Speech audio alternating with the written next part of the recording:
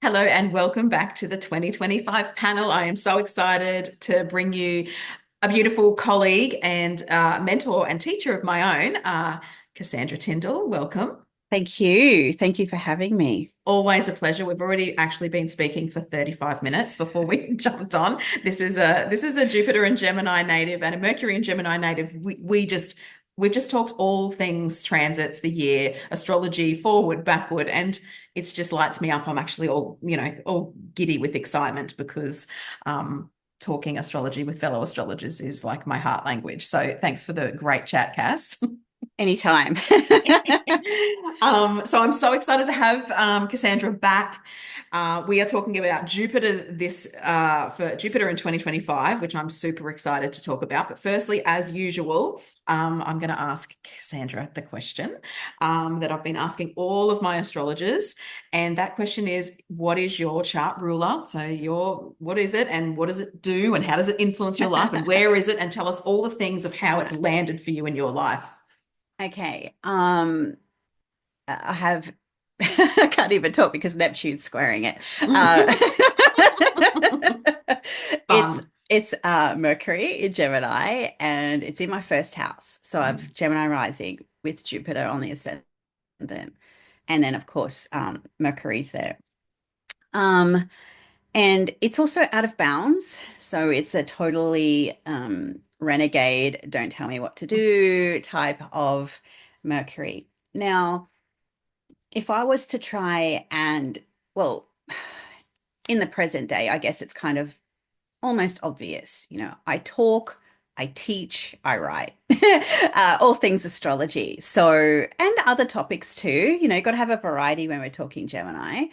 Um, so that's kind of what I do now as an astrologer. So when I think about the trajectory of my life and how that's worked, um, having the ascendant ruler in the first house, you're thinking about the ascendant ruler and you can look at the whole chart, but who's got the hands on the wheel and who's steering.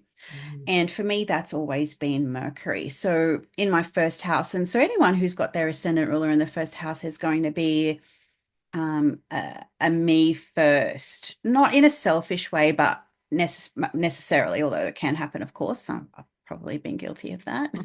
But it's this idea of uh, you've got to make things happen for yourself one way or Mm. another. And a lot of the desires have to come from you and through you, not necessarily through other people, which of course, every chart's going to be a little bit different like that. But when I discovered astrology, I had a lot of transits that kind of can really nail that. And I won't bore people with that. But the thing that in hindsight I was able to say was that astrology was the only thing that didn't make me bored up until that point in my life. I dabbled in this and I dabbled in that. I learned about this and I learned about that. Very mercurial, a little bit jack of all trades, master of none. I just sort of get the general gist of things, and yeah, that's probably not going to hold my attention, and I'm going to move on. Yeah. So once I got into astrology, I was in it for a little bit, and I realized I'm not getting bored with this.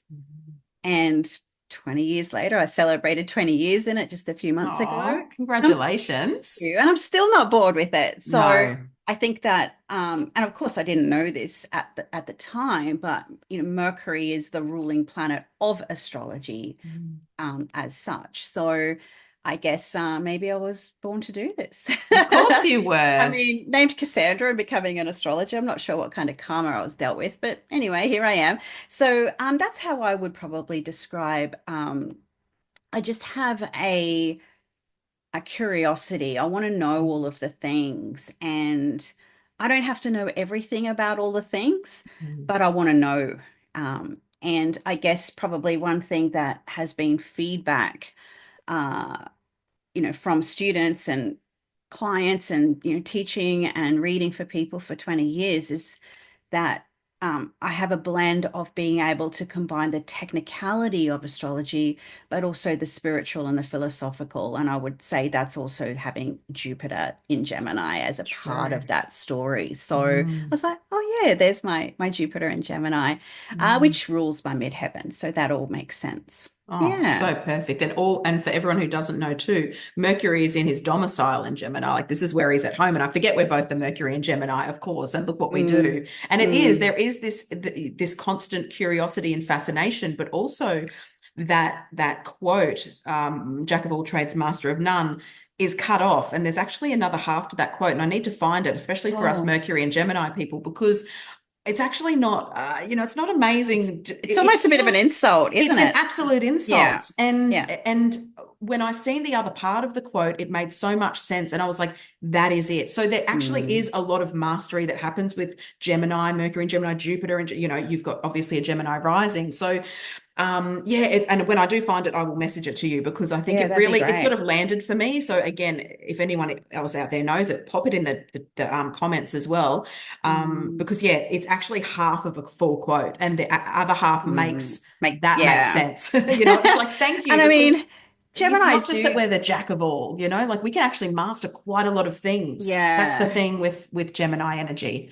And we do get a little bit of a bad rap in Mm, pop astrology. for And I sure. think I think probably that's because Mercury, both via transit, so just what it does in the sky as a planet, and in mythology, it goes into all of the realms, goes into the heavens, it comes here on the this plane and goes into the underworld. The So psychopomp, yeah. exactly. So we, what people might see as, flippant or flaky, it's just we're going to the places you can't follow us. So sorry about that.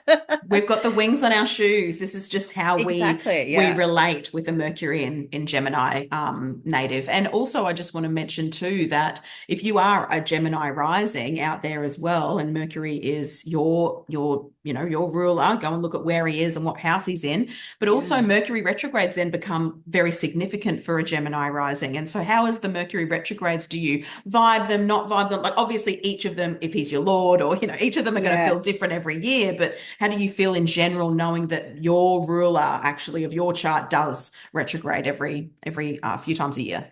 As a rule, I don't feel that they impact me a whole lot. Of course, there Yeah, has been occasions where events and situations have happened that are bang on.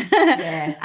But I'm not someone that makes a really big drama out of these sorts of things. Mm, And something I find myself saying a lot is when you are consuming astrological content, whether it's YouTube, various social media outlets, I think it's also important for the consumer of that content to also be aware that if you're putting on a video, something's retrograde and, people are going to, um, uh, they're going to feed on that sort of negative energy in the sense that, something different's happening in the sky and people will want to know about that. And unfortunately, the negativity and the algorithms seem to go hand in hand. mm, So sometimes we just have to take that into consideration. If we put a little bit of astrological drama out there, it gets eyeballs on your videos and things like that. So um, retrogrades, at least with Mercury, can really be a good time to catch up on things, to go back and maybe tick a few things off the list that the pace of life have not allowed you to do. mm. Even yesterday, as Mercury's at the degree where it will retrograde now. I found myself just catching up on some things I ran a mentorship group a couple of months ago, and I just wanted to catch up on a few resources that I wanted to provide. And I was like, yes, finally, I've got onto that, and Mm. it's just a nice time to catch up with yourself. Yeah, Do it you need is. to catch up with something in your own life? Would depend a bit on where Sagittarius is for you. This particular retrograde, what I've looking forward to sort of discovering as it happens, as this retrograde starts, where the previous one in Sagittarius ended. Mm, So the year began with Mercury stationing direct in Sagittarius at 22 degrees. mm, Now it's retrograding at 22 degrees. So in some ways, this retrograde is a little bit maybe catching up from the start of the year. Mm. And if there's some things you haven't done yet, there's some things you want to do, reflect on, review, whatever those kind of Mercury retrograde things symbolize, this is a really great chance to do that. And this So I Mercury retrograde that Cassandra's talking about too is the one from the 26th of November 2024 into December of 2024, just so that you've got those dates there. Do you mean 2023, 2024? Yeah, 2023 to 2024, Yeah, but yeah, this one yeah. that we're actually just about to go into is starting the 26th of November. Yeah, yeah. Yeah, yeah. So, yeah, so I mean, Mm, there are going to be some situations where everything does seemingly, you know, not go as planned, but mm, I don't think I've ever found a time where a Mercury retrograde in someone's life has produced real difficulty. It's frustration, bit of mm, confusion, some cross wires, but oftentimes, if you're really kind of if you're in tune with astrology, you're in tune with yourself and with mm. life, as I would imagine many who are listening are. Really, it's not giving you anything that you're not really aware of, if that makes sense. It's like, oh, I should have Exactly. done this. And then Mm, Mercury comes back and goes, "Oh, I've tricked you. There we go." mm, mm-hmm. So really, it doesn't really bring that many surprises, No, really. no. No. And I mean, in retrogrades, I often say humble us. They're a time of deep humbling because people want to just keep going like a train that just never stops at stations. And we actually have to integrate and embody what's going on. And Mercury being such a fast moving planet, this is the quickness and the fastness of life. And so Mercury retrogrades are wonderful times, and it's going to depend. Like if you do have Gemini or Virgo rising, yeah, pay attention to where he is Mercury, where he is retrograde, where Mercury does retrograde in your chart, because that does then give the themes of, okay, this one's around family, this one's around relationships, this one's in my career, this one's, 12th house. Like just paying attention to those things. For me, I'm all around experiential, embodied astrology. If you know where it's happening in your chart, you navigate that, like Yeah. this is where you do the reflecting and the introspection. So it's a nice time to slow the fuck down. And that is, welcome to 2025, my friends, because every planet retrogrades, we are slowing the fuck down. Pretty much planets are retrograde all year, bar two very small windows of all planets direct. And even within that Mm. time, they're still in shadow. So the thing is that it is a very interesting year in 2025 when it comes to the humbling of retrogrades, because again, that A-type person wants to keep going, keep going. They don't want to embody or integrate or slow down because there's always, I need to be productive, or there's this new thing that I need to do. And it's like 2025 gonna be humbling a whole lot of people, big time. Mm. It's wild, actually. I laughed my ass off seeing that we've got a 6-day window and like a 20-day window, and that is it all year. When often we actually enter a new year with a couple of months of just every planet direct, but not next year. We get a 6-day window and a 20-something day window, and that is it. It's a cosmic joke. It's a motherfucking cosmic joke. Yeah, I mean, sometimes one way to think about a retrograde is, if you're new to astrology, or you at that point where all the layers of the things are a bit confusing, sometimes it can be really helpful to just go back to basic astronomy. And so when a planet retrogrades or is preparing to retrograde, Mercury is a tiny bit different, but um a planet is closer to us. We won't see Mercury because of it's unique, but if you're looking in the western sky right now, you're seeing Venus, and she will retrograde early next year. But when a planet is retrograde, it's closer to us in orbit. And when a planet's closest to us, it's saying, you need to look at me, pay attention to me. I'm trying to tell you something. Mm. And usually, if you're moving real fast, you're doing all the things, you're not, taking in the view or the warnings or the intuition along the way. And so, retrogrades are often a gift. They can be frustrating, but that's the Western way. We just kind of want to continue to progress and to the next thing, the next thing, the next thing. And our way of life doesn't really honor that cycle of, okay, I just need to pull back. I need to tap into whatever spirituality means for you, live, be a human being instead of a human doing. So, retrogrades usually are just contraindicated to the way that we want to live. Mm. Yeah, It's we not definitely really the feel them. problem. Yeah, yeah, We yeah, for feel the sure. retrogrades because they're so close to the Earth. Yeah. Yeah, And yeah. remembering too that like just like the planet itself is invisible when it's retrograde, like being so close to the sun. So there is this energy of, especially the retrograde, when Venus is in her, okay, we're going like down a whole different thing, but when Venus is in her superior conjunction, and I don't know, I just don't feel because she's so far from the Earth, that underworld journey is very different to her retrograde journey when she is close to the Yeah. earth, and again things are hidden, and it's yeah, again, follow the astronomy. I think that really does help, because if we can't see Venus, when Venus at the moment is an evening star, when she retrogrades, she's becoming a morning star, but she's burnt up in the process because it is a rebirth. It's the beginning of her brand new cycle. And so it's fascinating to think, well, what is not being revealed to you in your life? Like Cass said, like, it's pay attention to me. We feel these planets retrograde because they're so close to the Earth. So all of a sudden, our attention is on Venus, on all things Venus, from money to finances to the wrath. I mean, we've got to remember that Venus is also fire and wrath like. We do not fuck with the woman scorned. So there's just this energy too that we really start to plug into, and it's embodied in a way that we are experiencing it as opposed to it happening, and we're observing it, like we're feeling it like viscerally. I feel with retrogrades as well, depending Yeah. again, like, are they your lord, are you in that perfected year, and all those things, is it your chart ruler? Those things are so important to navigate through as well. Did you ever watch Game of Thrones? I've never watched it, no. Okay, well, I have a bit of a symbol for Venus with that. Yeah, Now that I've brought it up, I guess I have just do to, it. I'm sure that I'm probably the minority. I'm one of the four people that have never watched it. I mean, I never did get to season 8, but I have to, it's a commitment to go to remind myself of all the things that happened to get there. So I probably won't ever watch season 8, but Okay. there's a character in the film. She's a fair young maiden at the start. Her name's Sansa. She gets married off, seventh house, Eve, Venus, evening star, very symbolic. And then throughout the course of the seasons, she literally goes through hell.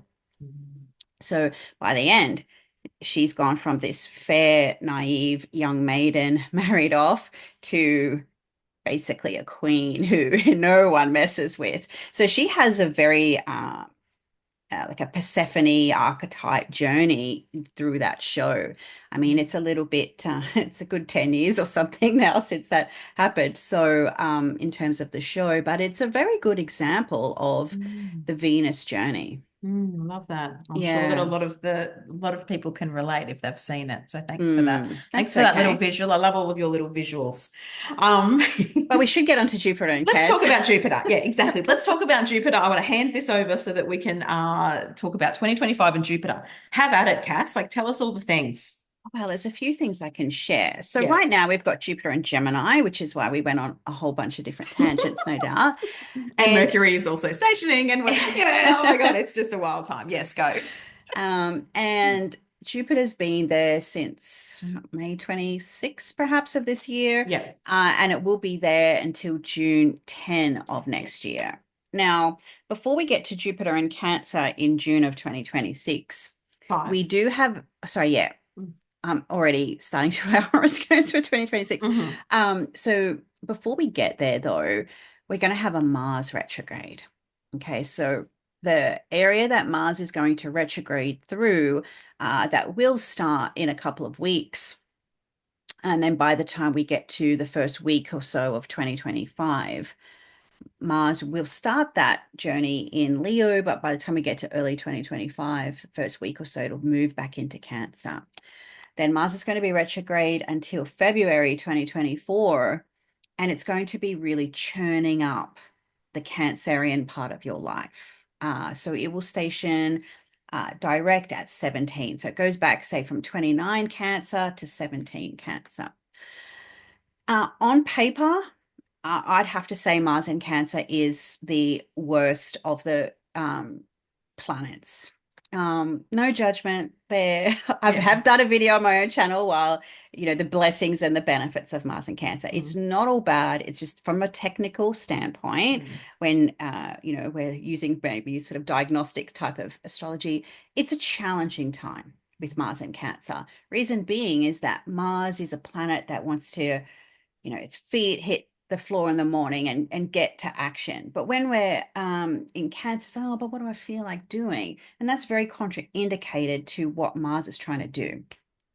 It's you tell a soldier to go into that battle, oh, I don't feel like it. Well, you're probably not going to win or get the result. Okay. So it's going to be an area of life where that's going to get really churned up, where we're going to have to maybe slice and dice some emotional stuff within us, maybe cut away some old emotions or burn things. And that it's tender and it's going to feel a bit raw and it's not going to feel like a lot of fun.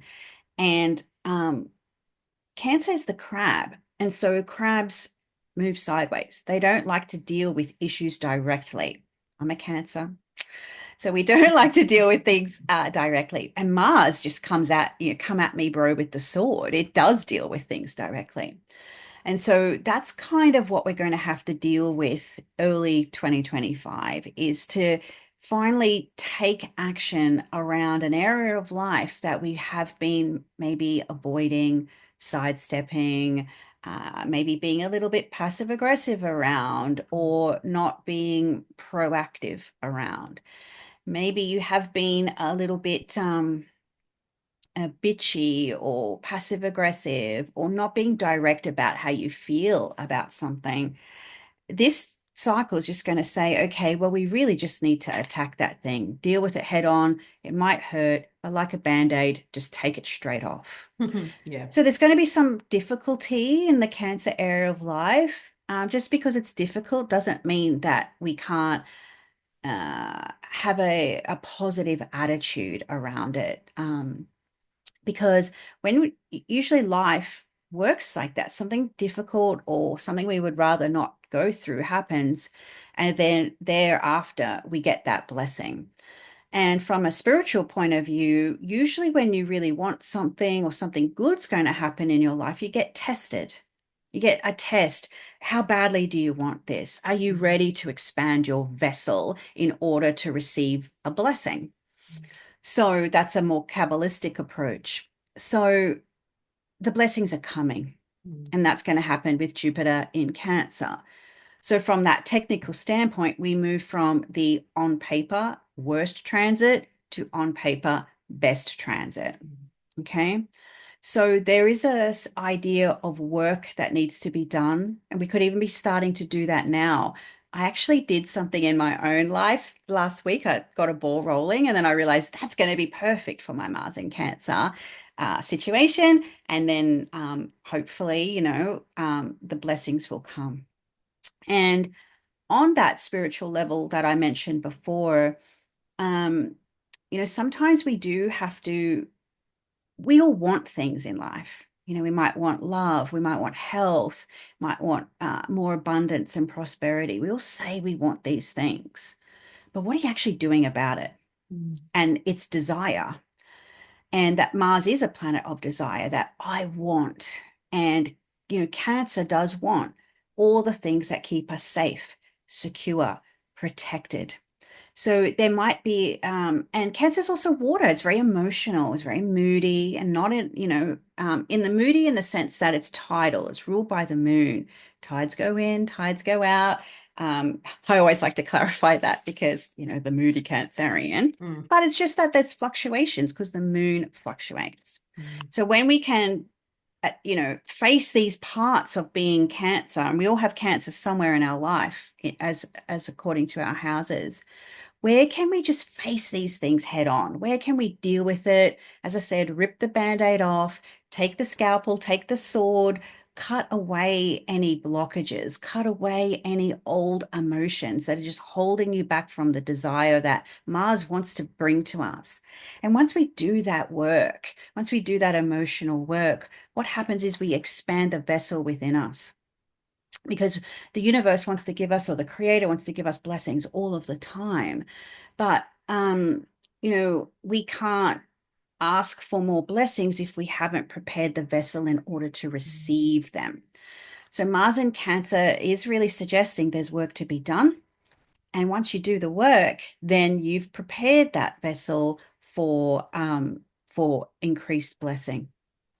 So that's kind of the encapsulation of some of the things with Jupiter, the Mars Jupiter, because I don't think we can really talk about one without the other because of Absolutely not.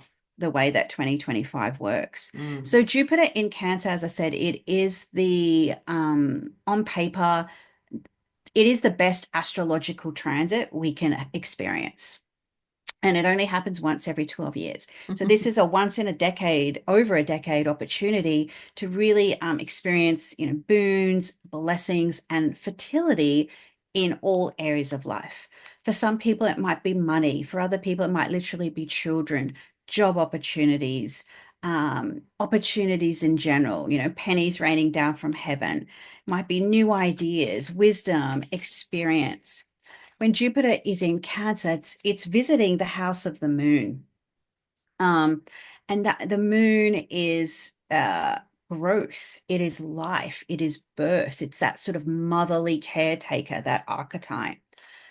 So whether it's our money, whether it's our gardens, whether it's our children, whatever the case may be, it's whatever we attend to, especially in a nurturing way, will flourish with greater speed and power under Jupiter.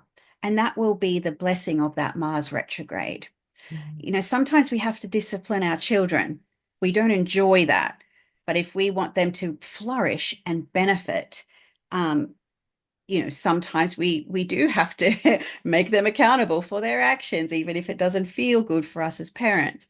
But then, that's what we have to do sometimes in order to see them flourish. Sometimes we have to hack back our rose bushes. We're a bit sad about that, but we know it's for the benefit of the following season.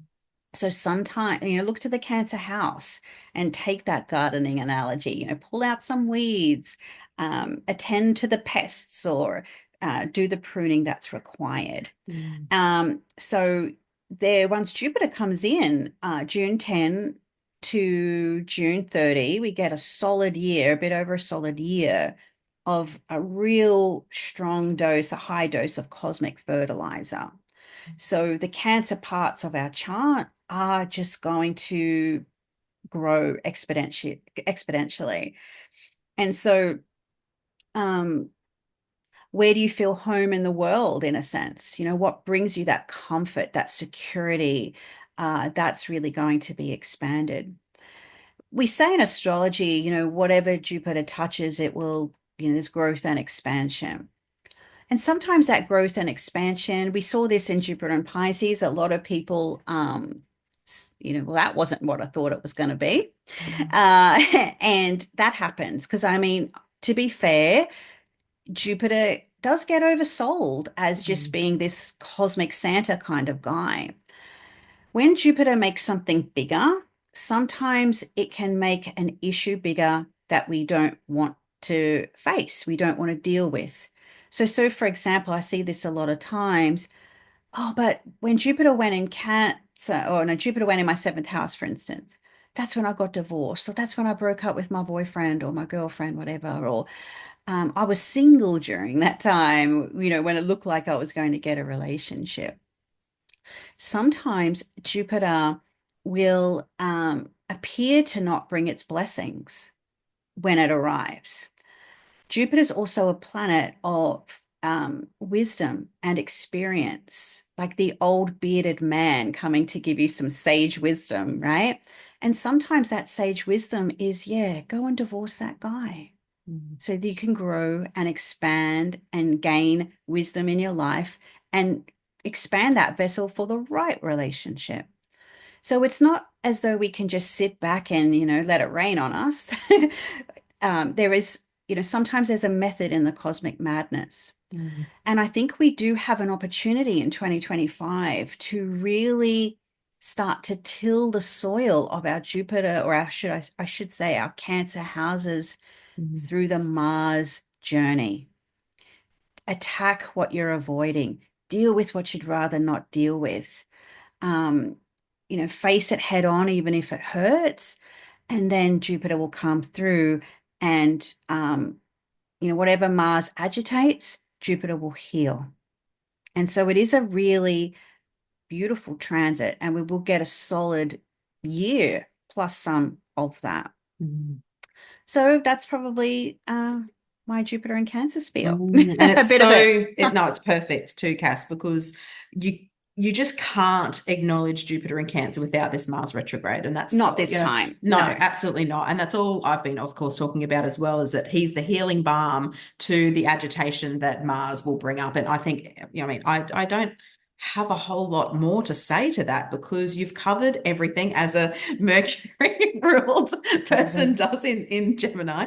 What I was just writing down notes around, everything that Mars is the work. So paying attention from the 6th of December, but I mean, it's, been in shadow still, but paying attention from the 6th of December through till the 24th of February 2025, because that is the retrograde journey. But Mars is still there for quite some time after he stations direct, because And we've we're already getting had from a that. full Mars in Cancer transit. So we're already going to be Exactly. aware of what it's going What's to be coming about. up. It's not new. Yeah. Exactly right. Like he's just resurfacing all of those things during the retrograde. And yeah, cut away, like Cass said, I love that. Cut away the blockages, face, you know, don't move sideways, move forward into these things, because Jupiter does come in and he is the healing balm after all that. And I love that you talked about the boons and the blessings, and the benefit is the bloom after you have been through. Like when you do cut, when you have to prune something back, or you've got to do something and it does hurt, but the blooming after that is just magnificent. And Yeah. Jupiter in Cancer, I mean, the exaltation of this is just,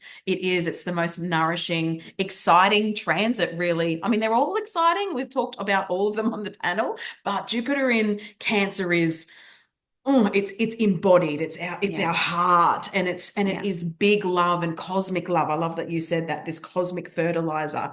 I love that. I think that's beautiful. And eclipses, watch the eclipses. There, it's, we're in moon ruled territory here, and again, the fluctuation of the moon. I think that's really important too, that you brought up, that this is just the way that the moon is always waxing and waning, and she is the most.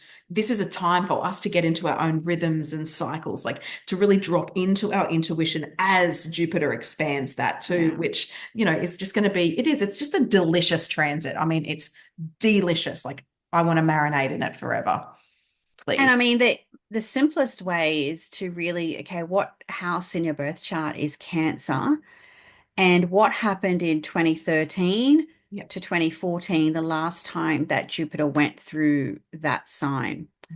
I know I had a baby then. I won't be having any No. more. But yeah, there would be an area of life that really did flourish for you in that Mm, in that way.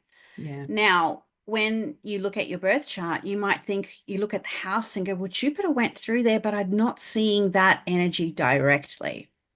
And if that can happen, and if that's the case, what you need to do is, where is the moon in your birth chart?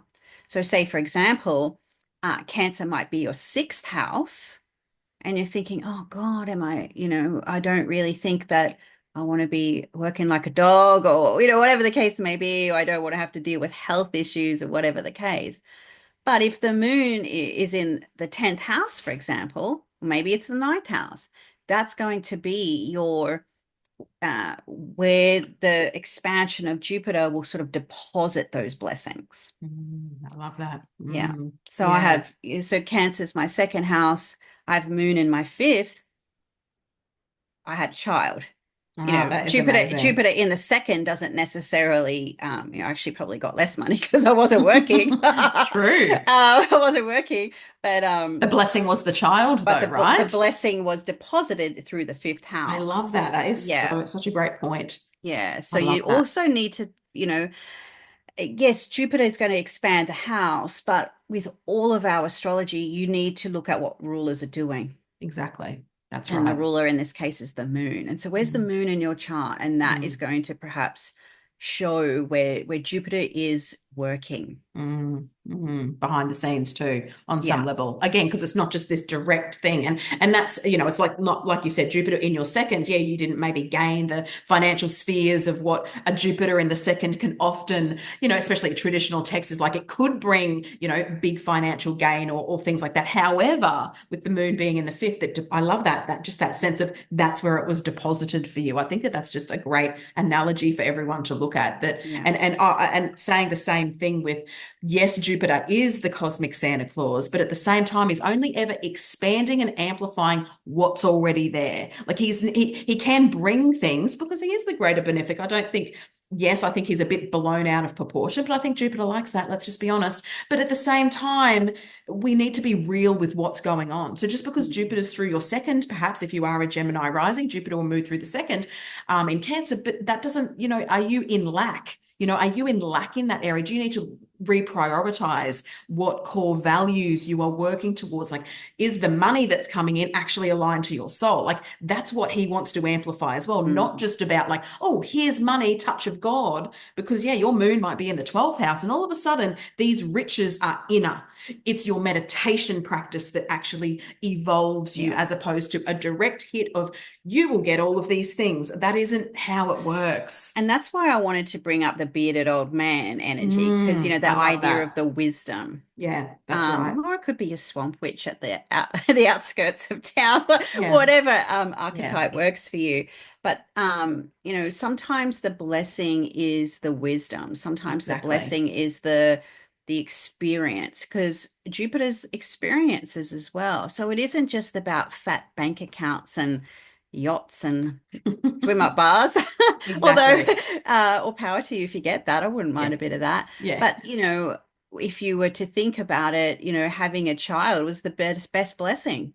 exactly. So Exactly. blessings, traditionally, it's about family, it's about children, and Jupiter, in a from a raw technical perspective, Jupiter does rule semen, and the moon, Cancer, is the womb, and the Mm, ultimate blessing of life is to procreate, so mm, to keep the species alive and mm. all of those sorts of things. So Jupiter in Cancer can be a real baby boom. Yeah, absolutely. I actually wrote down the last time, 20 to 13, we had the baby panda twins. They were born in Jupiter in Oh, were Cancer. they? Yep. Elton John and Steve Martin and Halle Berry, all older, in the older generation, they all Mm. had their babies. Prince William's son was born, and Kanye and Kim's baby was born. Really fascinating. I mean, obviously, there's babies born every year, but it's just interesting, like maybe the caliber of maybe the celebrities of what babies were born during Jupiter in Cancer. Yeah. Just it, especially when you don't really expect them. I Exactly. was 37 when I had my son, which is old. Yeah. And Elton Look at, John, that's yeah. when he and his husband would have, like that's again, it's Ah, unexpected okay. perhaps. Yeah. Yeah. Yeah. And Steve Elton John's a Martin. Cancer too, I think. Is he? I Yeah. think Okay. so. Some of I the might be wrong. Jupiter in Cancer people that I actually also looked at was like Kurt Cobain and Janis Joplin, Nelson Mandela. And again, just the heart. It's just the friggin', Yeah. it's the heart. This is just, yeah, I mean, it's such a delicious transit, and I really appreciate the way that you've unpacked this and really gotten people to again think outside of just, oh, you're going to be like, yes, like you said though, in general, this is boons and blessings and opportunities. Absolutely, we get one solid year. I mean, I do want to say that then Jupiter comes into Leo, and I do want to say that's pretty fucking delicious as well. Like, you do some juicy stuff in the womb of Jupiter and Cancer, and I tell you, Jupiter and Leo comes and you are a shining friggin' diamond. It's a Okay, nice so royal transit. so glorious, darlings. I love Jupiter in Leo. But the thing is that the Mars transit is so important to do the work, to set yourself up Mm. for these blessings, for these opportunities, to face what needs to be faced. And I really,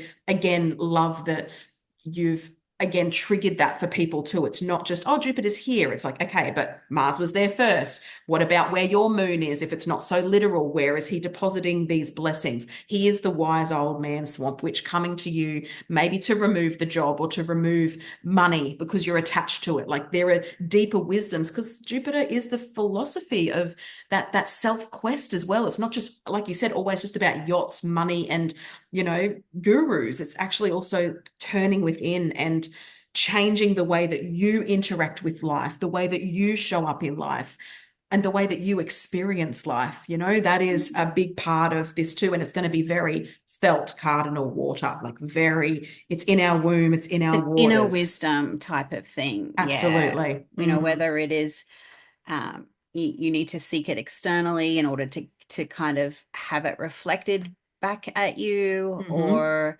there's something very internal and experiential about it. And Exactly. so sometimes, having Jupiter in Gemini now, it's, what are you learning? What are you curious about? How is your mind expanding?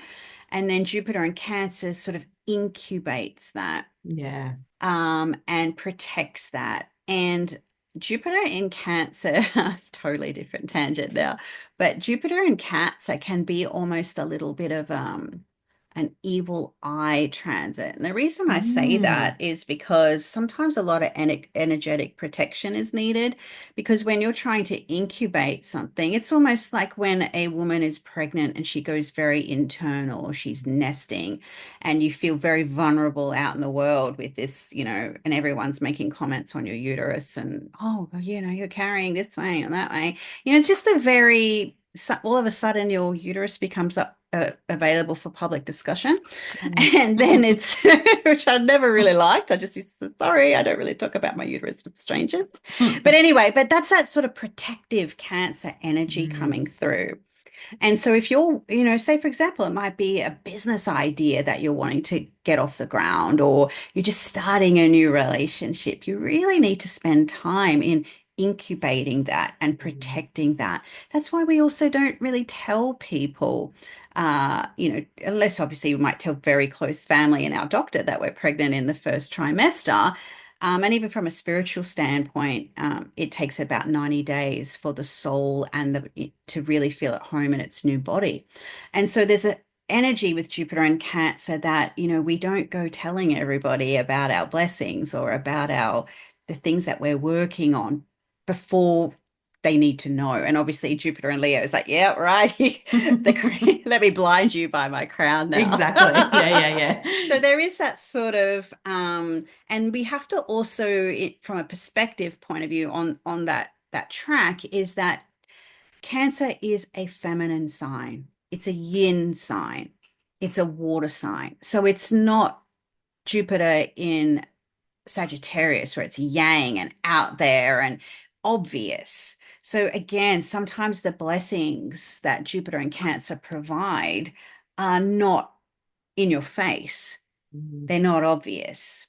It's the more the internal growth. It's the wisdom within, and then what you do with that comes through in the next cycle, Jupiter and Leo. Yeah, that's right. And it is a time of quiet incubation. I think that that's important too, because Jupiter will be in Cancer, this yin energy, but then we're going to have, we've got a lot of yang happening with Neptune and Saturn and Uranus, That's it. Yeah. and Pluto. So we've got these very big outer planets, Correct. with the yang, the fire, the air, the push forward. And so Jupiter, the biggest planet of our zodiac, he's actually going to go back into something that's more internal. And I love the fact of the absolute incubation of Jupiter in Cancer. I think it's important to be quiet on what you are desiring, what you are curating in your life. Like, it's like the lion doesn't need to go around and tell everyone it's the lion. People just know, right? And so it's sort of like, can it be a year of shutting the fuck up? Like, I'm just sort of putting it out there, can it be that more quiet? I mean, I'm saying that I know that it's not going to happen because we've got all of this Aries stuff. Yeah, And but there will Pluto and be an Aquarius, area of life. So say, for example, I can't remember who said it, but some financial person who gives, on social media, whatever, podcasts or whatever, I heard said that, if you win big money, for example, you tell your accountant, go find an accountant that charges you $1,000 an hour, and go find a lawyer that charges $1,000 an hour, and tell no one. Yeah. Maybe your spouse or whomever. But again, that idea of incubation, Mm. before you've decided what you're going to do with those blessings, Exactly. before you've created a vessel where those blessings can grow, Mm. um, before those blessings have a place where they can in of themselves incubate. If you start telling everyone, then that there's no container for that. That's So right. all those sort of Jupiter blessings and the resources, when they come in, and they will for each of us in various ways, then tell no one until you've Mm. sort of worked on what the next steps are. Absolutely. I mean, I just wrote there that it loses its magic if it's spoken. We can't Mm, always want to be screaming to the world with everything that's going on, what's actually percolating in your waters, in your cells, in your womb. mm, It's a very, very fertile time, Jupiter in Cancer. And I think that first new moon of Jupiter in Cancer is delicious, because Venus is also in Cancer. So that's actually going to really, I believe, set up that whole Jupiter in Cancer cycle. So that's actually something to keep your eyes on, is that new moon in Cancer. Venus is right there, conjunct this new moon in Cancer as well with Jupiter. Oh, actually, maybe Venus isn't right there, but I know that Venus comes in and conjuncts Jupiter because I've been looking at it all year. and I It's think very Mercury might be there Mercury, yeah, it's just a very because delicious new someone moon. might be having a solar return around that Ah, time. okay, yes, I okay. So think it's so Mercury. happy bloody birthday. What a solar return, right? Yes. So it is. It's a really delicious little time. And I Yeah, think again, yeah. it's sort of the seed that's going to set up that full, year of Jupiter in Cancer. And Mm, what a delicious time, what a really mm, delicious time, Cass. So, mm. yeah, I want to thank you so much for sharing all of your wisdom, all of your Jupiterian and Gemini wisdom coming at us.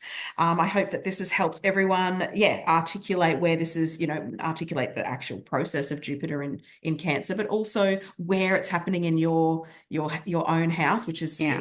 what house it's in your own chart. Yeah. Look Very to your important. house of Cancer and where the And that moon moon, I is. know. Well, Yeah. it's happening in my 10th, and I've got moon in the 10th in Cancer. Oh, So well, we know what's happening for don't you. even worry about it. Yeah, exactly. But I will be very hushed, I'm sure. Or not. I don't know. It'll play out as it needs to play out. But yeah, go and check out your own chart. That's really great to look on a micro level as to how you're Mm. going to experience this delicious once in a 12-year transit. So it's the beginning. It's the beginning of something really delicious. So delicious is my word of Jupiter in Cancer, as I've said it Oh, 400 yeah, times. yeah. Yeah. A lot of like TLC, cup of Mm, teas and cuddles, mm. blankies and Netflix. Yes. Yes. It's again the Cooking. Let's incubation. cook. It's Yeah, it's that that sort of internal space. it Do is. I go out and party with my friends? No, I'm gonna No. Netflix with wine. Yeah, I'm gonna like cook bread from scratch is what I'm gonna do. You know what I I've mean? Like been it's doing it's that. I do I that every know week. you do that, and I love Mm. watching what you cook, but I'm like turning back into Martha fucking Stewart too, and really going back. And Is she a she's not, she's a Cancer? Leo, but I Oh, think that okay. it's just it's still fascinating that there's this real sort of swing in wanting to come back to basics of like cook your food, you know what's going in, like honestly, it blows my mind that you go and buy a packet of biscuits with 700 ingredients and colors and numbers, but it's four ingredients and you make them in your oven. Again, I mean, yes, it could have sugar or whatever, but it's four ingredients over No. 50. And so again, it's the simplicity for me that Jupiter in Cancer can also give us, the really stripping back to wholesome. This is what it is. It's the wholesomeness. But it's also very spiritual, just Definitely. like the Mm, meaning of flour, of mm, sugar, of a bit of salt, because exactly. there's always a little bit of saltiness with the sweet, that's Yes. life. It's a Mm, symbol of life, yeah. the flour sustains you, the water sustains you.